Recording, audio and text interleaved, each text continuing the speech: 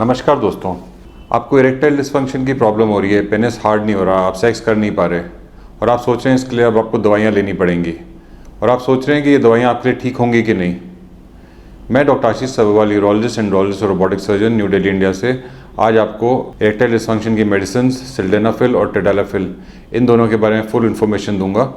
इस वीडियो में बताऊंगा कि किस पेशेंट को ये दवाइयाँ लेनी चाहिए, किसको नहीं लेनी चाहिए, ये दवाइयाँ काम कैसे करती हैं, इन दवाइयों की डोसेज कैसे है, इन दवाइयों को लेना कैसे होता है और इनके साइड इफ़ेक्ट्स क्या होते हैं। इसके अलावा ये भी बताऊंगा कि अगर आपकी दवाइयाँ काम नहीं कर रही तो आपके क्या क्या ट्रीटमेंट्स पॉसिबल हैं। तो ये सब जानने के लिए फुल वीडियो देखिए। सबसे पहले तो ये दवाइयाँ काम कैसे करती हैं। देखिए, इरेक्शन कैसे होती है कि जब भी स्टिमुलेशन होती है, सेक्सुअल स्टिमुलेशन, चाहे मेंटल हो चाहे फिजिकल हो, पेनिस की ब्लड वेसल्स और मसल्स रिलैक्स करती हैं, जिससे बॉडी का ब्लड पेनिस के अंदर जाता है और पेनिस हार्ड होती है। जिन लोगों को इरेक्शन की प्रॉब्लम होती है, पेनिस की ब्लड वेसल्स नैरो हो जाती हैं, उसमें से पूरा ब्लड नहीं जाता और पेनिस में हार्डनेस नहीं आती। तो ये जो दवाइयाँ हैं सिल्डेनाफिल और टेडालाफिल, ये दोनों पेनिस की ब्लड वेसल्स को और मसल्स को रिलैक्स करती हैं, जिससे कि ब्लड फ्लो बढ़ता है और पेनिस में हार्डनेस आती है और आप सेक्स कर सकते हैं। इन दवाइयों को सेक्स से 2 घंटा पहले लेना चाहिए। जो सिल्डेनाफिल है वो आपको खाली पेट ही लेनी चाहिए और जो टेडालाफिल है वो चाहे खाली पेट लो चाहे खाने के बाद भी लो, कुछ फ़र्क नहीं पड़ता। ऐसा नहीं है कि ये दवाई लेते ही ऑटोमेटिकली इरेक्शन आ जाता है। पेशेंट को दवाई लेने के बाद सेक्सुअली स्टिमुलेट होना पड़ेगा, तभी इरेक्शन आता है। जैसे नॉर्मल में भी आपको सेक्सुअली स्टिमुलेशन होती है, उसके बाद ही आता है। ये सेक्सुअल स्टिमुलेशन चाहे मेंटल हो सकती है चाहे फिजिकल हो सकती है, लेकिन इरेक्शन तभी आएगी दवाई लेने के बाद जब आप स्टिमुलेटेड होंगे। जो सिल्डेनाफिल है उसका असर 5 से 7 घंटे रहता है और टेडालाफिल है उसका असर 36 घंटे रहता है। जब भी आप स्टिमुलेट होगे तभी इरेक्शन आएगी। ऐसा नहीं कि टेडालाफिल ले ली और 36 घंटे तक इरेक्शन मेंटेन रही। स्टिमुलेशन होगी, इरेक्शन आएगी, आप सेक्स करेंगे, उसका पेनिस डाउन भी हो जाएगा। ये सारा कुछ नॉर्मल दवाई लेने के बाद भी होता है। कई लोगों को जैसे सिर्फ 1 नाइट स्टैंड करना है, एक पार्टनर के साथ एक रात बितानी है, उसके लिए सिल्डेनाफिल दवाई अच्छी है। इसके फ़ायदे ये हैं कि 5-7 घंटे तक असर रहता है, उसका असर पूरा चला जाता है। तो इससे क्या है कि इरेक्शन तो थोड़े कम टाइम के लिए रहती है, लेकिन जो साइड इफ़ेक्ट्स हैं, जैसे कई लोगों को हेडेक हो जाती है और कोई साइड इफ़ेक्ट होते हैं, वो भी 5-7 घंटे के अंदर वो साइड इफ़ेक्ट्स ख़त्म हो जाएंगे। टेडालाफिल जो है वो 36 घंटे तक रहती है। तो फ़ायदा ये है, जैसे किसी को वीकेंड पे सेक्स करना है तो वो फ्राइडे को दवाई लेगा तो फ्राइडे, सैटरडे, संडे तीनों दिन एक ही गोली से उसका असर रहेगा।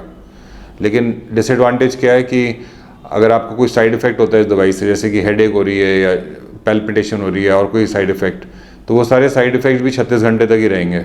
तो आपको खुद ही समझना है कि आपकी रिक्वायरमेंट क्या है। आपको एक नाइट के लिए चाहिए कि रेगुलर चाहिए, जो लंबे टाइम के लिए काम करे वो वाली दवाई चाहिए।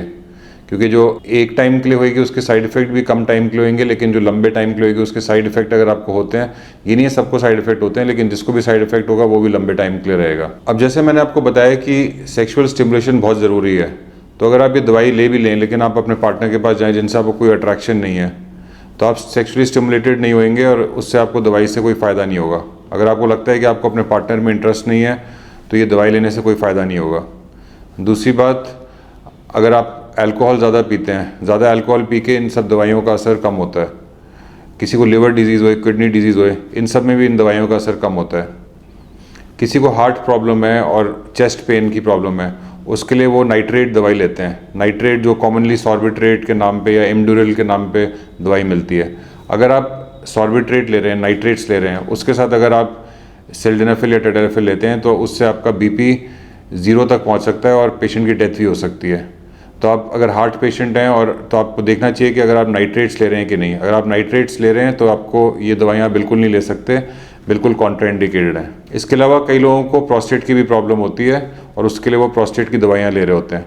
तो प्रोस्टेट की दवाई से और सिल्डेनाफिल की दवाई लेने से कम 4 से 6 घंटे का गैप होना चाहिए। दोनों दवाइयाँ एक साथ नहीं लेनी चाहिए। इस सब के अलावा इन दवाइयों से कुछ कॉमन साइड इफ़ेक्ट्स भी होते हैं। जैसे कई लोगों को हेडेक होती है, कई लोगों को विजन डिस्टर्बेंसेस होती है, ब्लड विजन होता है, मतलब धुंधला दिखने लगता है। इसके अलावा कई लोगों को ब्लू ग्रीन कलर विजन हो जाती है। स्पेशली सिल्डेनाफिल का ये साइड इफ़ेक्ट है, मतलब जो दवाई लेने के बाद पेशेंट को नीला या हरा दिखने लगता है। तो ये सब सिल्डेनाफिल के साइड इफ़ेक्ट्स हैं। इसके अलावा कई लोगों को चेस्ट पेन होती है, कई लोगों को पैल्पिटेशन होती है, कई लोगों की हार्ट बीट बढ़ जाती है, कई लोगों को पेट में दर्द होती है, एपिगैस्ट्रिक पेन, एसिडिटी कई लोगों को ज़्यादा होती है इन दवाइयों से, कई लोगों को बॉडी एक्स होती हैं, मसल एक्स होती हैं, बैक एक होती है। तो ये सारे साइड इफ़ेक्ट्स इन दवाइयों से हो सकते हैं। अगर आपको ज़्यादा साइड इफ़ेक्ट हो रहे हैं तो हो सकता है आपको दवाइयाँ बंद करनी पड़े। अब काफ़ी पेशेंट्स ऐसे होते हैं कि दवाइयाँ चल रही हैं, शुरू में उनका काम कर रही थी दवाइयाँ, लेकिन 2-3 साल के बाद दवाइयाँ आस्ते आस्ते काम करना बंद कर जाती हैं। और कई ऐसे पेशेंट्स होते हैं जिनको दवाइयाँ कभी काम ही नहीं करी। कम से कम 30% पेशेंट्स होते हैं, अगर 100 पेशेंट्स आएंगे ईडी के, उसमें से 30 पेशेंट ऐसे होते हैं उनको दवाइयाँ कभी काम ही नहीं करती। तो इन पेशेंट्स जिनमें दवाइयाँ काम करना बंद कर दी हैं या दवाइयाँ काम ही नहीं कर रही, तो उनको दवाइयाँ ले लेके अपना टाइम और पैसा वेस्ट करने की कोई ज़रूरत नहीं है। उनको और भी ट्रीटमेंट्स अवेलेबल हैं जो हम लोग कर सकते हैं। जैसे कई लोगों को शॉकवेव थेरेपी कर सकते हैं, कई लोगों को वैक्यूम थेरेपी कर सकते हैं, पेनाइल इंजेक्शंस का ऑप्शन है और पेनाइल इम्प्लांट्स का ऑप्शन है। तो हम लोग सारे ट्रीटमेंट्स करते हैं। अगर आपको भी इरेक्शन की प्रॉब्लम हो रही है और आप दवाइयाँ स्टार्ट करना चाहते हैं, दवाइयाँ ट्राई करना चाहते हैं, या आप दवाइयाँ ऑलरेडी ट्राई कर चुके हैं लेकिन दवाइयाँ आप काम नहीं कर रही या दवाइयाँ कभी काम ही नहीं करी, तो आप मेरे को ईमेल पे और व्हाट्सएप पे कॉन्टैक्ट कर सकते हैं। मेरा ईमेल एड्रेस और व्हाट्सएप नंबर नीचे डिस्क्रिप्शन में दिया हुआ है। धन्यवाद।